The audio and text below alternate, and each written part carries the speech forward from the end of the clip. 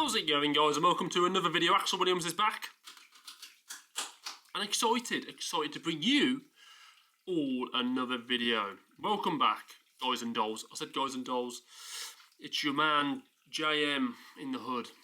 No, forget that. That sounds really stupid. Welcome to another video, guys. Guys, I've been making, as you know, a couple of, over the last month or so, I've made a couple of, let me just adjust my tripod.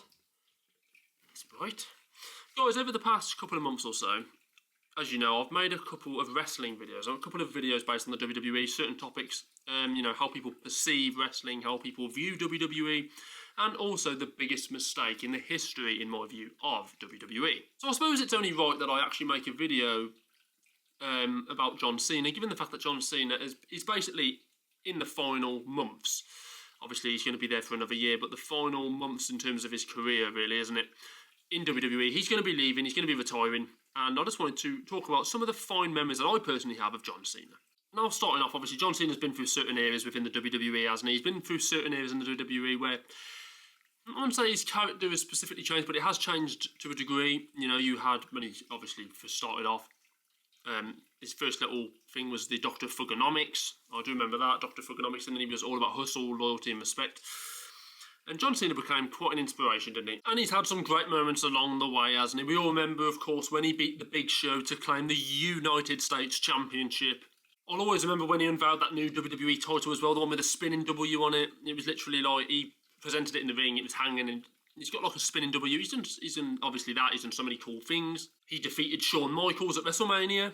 We'll all remember he was involved in Once in a Lifetime, and then a year later, of course, at Redemption against The Rock when he claimed revenge and became WWE World Champion. And there's so many things he's done, John Cena. But I think the one thing for me that always probably sticks out above everything else is it probably has to be the fact that John Cena, it's what he stands for. A lot of people, obviously in WWE, a lot of fans say John Cena's a bit of a, you know, he's a phony. I've heard this been flung around in the WWE that John Cena's a phony, that he's not real. All this hustle, loyalty and respect. But I think John Cena has been such an inspiration to so many. And I think genuinely it's real. I think it's real. I think he's, you know, he has been he's been someone that many kids look up to, even many adults look up to. And, you know, a real role model for so many. And all these people that do think he's fake, I genuinely believe that it's real. I think John Cena is 100% real. Another thing I like about it as well is when so many wrestlers over the time have been the good guy, the bad guy, or been just the bad guy, just the good guy. Whenever I watch him, you know, I started watching WWE in 2001, 2002. He's always, since I've known him, I think he joined, was it in 2002, 2003. He's always been the guy who, you know, people look up to, people respect. But don't get me wrong, John Cena hasn't just had love and support from the fans. There has been times where he's been disliked. You know, I think when in his early career, he was actually not particularly liked by WWE fans. But this hustle, loyalty and respect thing grew. His character kind of shifted and John Cena became the entity he has today. So I do think when he does retire, along with the memories, obviously, of what he's won, he's in double figures for world championships. He's won the United States Championship. He's won Money in the Bank ladder match. He's won Royal Rumbles. But I do think above all of that, obviously, and his win against The Rock at WrestleMania Redemption, but above all of that, above all of his accomplishments, I do think what people will take away from John Cena's career the most is the kind of person he was, and, you know, just how well respected he was. But people are going to miss him. People are going to miss him. I know Brock Lesnar's retired now, hasn't he? Or Brock Lesnar has currently said that he is retiring. He has retired. Can't remember which one it was. But, you know, sometimes when big WWE superstar leaves, I think Brock Lesnar's obviously done fantastic things. He's done fantastic things. But Brock Lesnar's been dipping in and out of the WWE, isn't he? John Cena's always felt like a consistent figure in the WWE. But I think John Cena, people look at John Cena a lot differently than they do Brock Lesnar. Brock Lesnar's a different animal, different beast. No pun intended. But Brock Lesnar is a different beast to John Cena. John Cena does stand for something quite different to what Brock Lesnar stands for.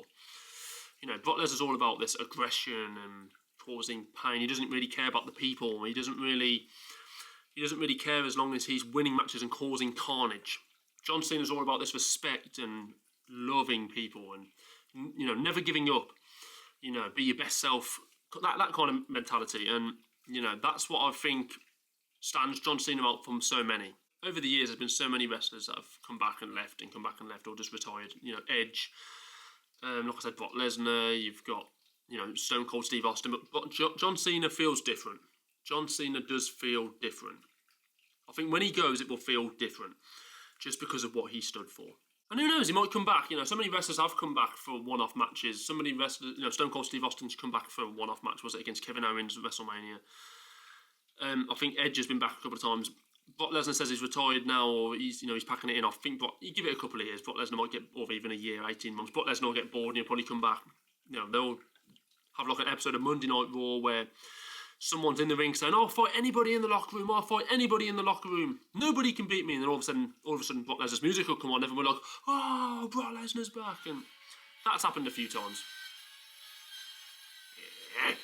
Obviously, he's fought The Undertaker at WrestleMania as well, so he's kind of done it all, John. He really has. He's won it all, he's done it all. And I suppose the question has to be, where does he rank in terms of the greatest overall WWE superstars ever?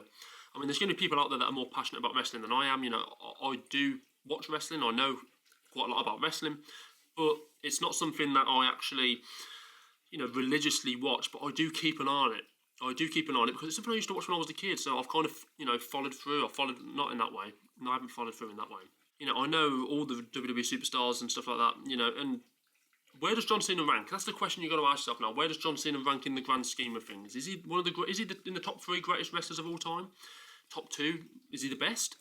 Is he in the top 5, top 10? What do you guys think? I would love to know where you actually rank John Cena's career when he retires, obviously. In terms of, the list of top 10, top 20, top 5, whatever it might be. If you think he's number 2, then yeah. If you think he's number 1, then yeah. If you think he's number 5, then yeah. But I'd love to know what you guys think about John Cena and where he is placed among other great WWE superstars and WWF superstars of the past. I think you could probably say the same thing about The Rock. When you look at The Rock and how the electricity in the stadium and the arenas when he turns up, are we ever going to get those two kind of characters again? The Rock and John. Because, those two for me are probably two of the most electric WWE superstars has ever been seen in the WWE or the WWF. I know people look to Hulk Hogan and stuff like that, but for me, I look at WWE superstars like John Cena and The Rock, and I think those two are just, for me, two of the greatest ever. I just think they're just iconic WWE superstars, aren't they? People will remember them forever. People will remember Hulk Hogan forever, of course they will, and people like Stone Cold Steve Austin.